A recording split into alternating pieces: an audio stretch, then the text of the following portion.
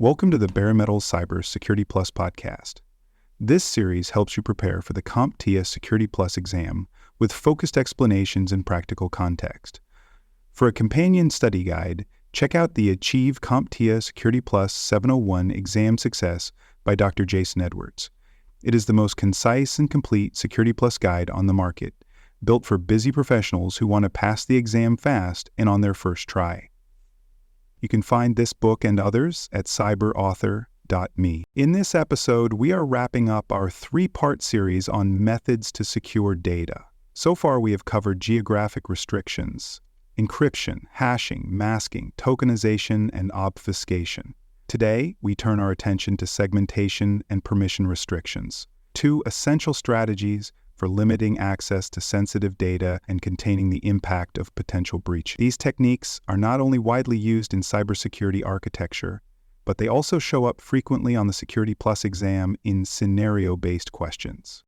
Let us start with segmentation. Segmentation is the practice of dividing a network or data environment into smaller parts to improve control and limit exposure. The idea is to isolate sensitive information from less critical systems and reduce the ability of a threat to move laterally across the environment.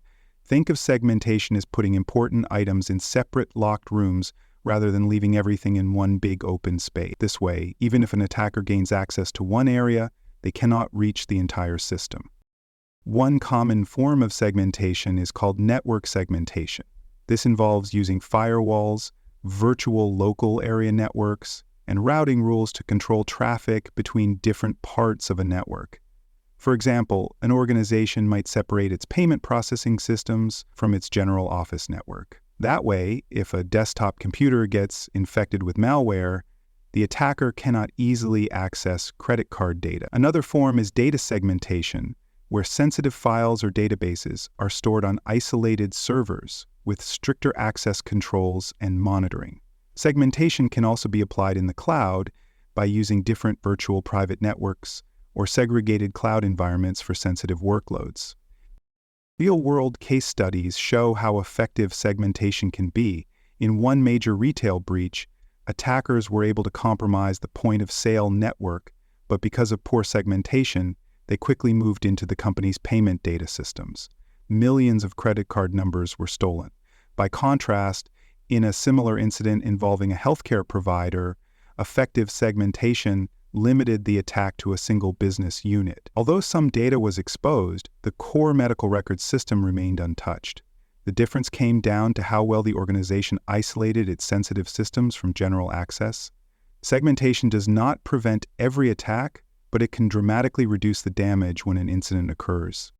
Now let us move to permission restrictions. This is about controlling who has access to what data based on their role, identity, or attributes.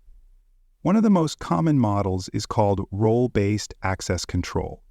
Under this system, users are assigned to roles, such as accountant, technician, or manager, and each role is given access to only the data and systems needed to perform specific job functions. This keeps employees from accessing information that is irrelevant or sensitive beyond their duties. Another model is attribute-based access control. This approach adds more context to access decisions by using attributes like time of day, device type, location, or project assignment. For example, an employee might be allowed to access a confidential document only during business hours from a company-issued device and while connected to the corporate network.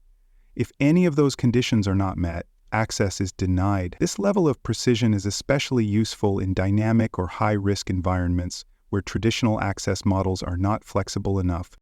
Permission restrictions play a major role in preventing insider threats and minimizing the scope of external attacks. In one real-world example, a disgruntled employee attempted to access confidential research after being reassigned to a new team. Because the company had implemented role-based access control, the employee's new role no longer had access to the files in question, and the attempt was logged and blocked. In another case, a remote worker tried to access sensitive data while traveling internationally. Attribute-based access control flagged the login attempt as unusual and required additional verification, preventing unauthorized access. These systems also support compliance with legal and regulatory requirements. Many data protection laws require organizations to prove that only authorized users can access sensitive information. By implementing role-based or attribute-based access controls, organizations can document who has access, why they have access, and how that access is managed. This helps during audits and builds trust with customers and partners. When setting up permission restrictions, it is important to follow the principle of least privilege. This means giving users the minimum level of access they need to do their jobs and nothing more. Over-permissioned accounts are one of the leading causes of data leaks and system misuse. Regular reviews and audits help ensure that access rights are kept up to date and adjusted when job roles change or employees leave the organization. From a Security Plus exam perspective, you should understand both segmentation and permission restrictions, how they are implemented, and the benefits they provide. Be ready to answer questions that describe a security scenario and ask what control would reduce the risk. If the scenario mentions limiting the spread of an attack or isolating sensitive systems, segmentation is likely the answer. If the question is about who can access data and under what conditions, then permission restrictions are the focus. Here is a tip to help you prepare for the exam. Pay attention to language in the question that hints at organizational structure. If you see references to teams, departments, or job roles, the question may be testing your understanding of role-based access control. If the question includes context like device type, time window, or login conditions, then it is likely about attribute-based access control. For segmentation, look for terms like isolation, network zones, or lateral movement prevention. Recognizing these cues will help you choose the best answer with confidence. Thanks for joining us for this episode of the Bare Metal Cybersecurity Plus podcast. For more episodes, tools, and study support, visit us at baremetalcyber.com.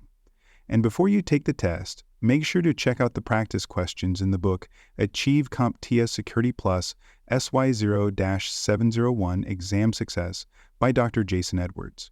They cover every domain and are a powerful way to lock in your knowledge.